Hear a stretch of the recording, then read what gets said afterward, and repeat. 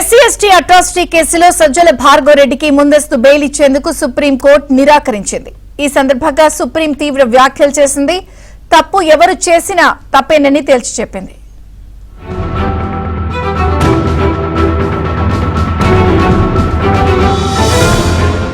SC ST atrocity కేసులో సజ్జల భార్గవ రెడ్డి దాఖలు చేసిన ముందస్తు బెయిల్ పిటిషన్ ను సుప్రీం తోసిపుచ్చింది.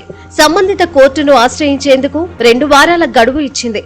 అప్పటి వరకు అరెస్టు నుంచి మధ్యంతర ఉపశమనం ఇచ్చింది.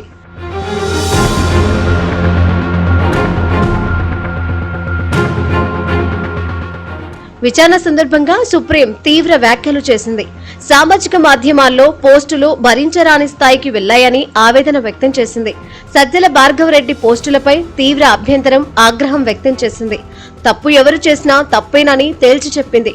ఇలాంటి తప్పులను వ్యవస్థ క్షమించదని, తప్పక శిక్షిస్తుందని వ్యాఖ్యానించింది.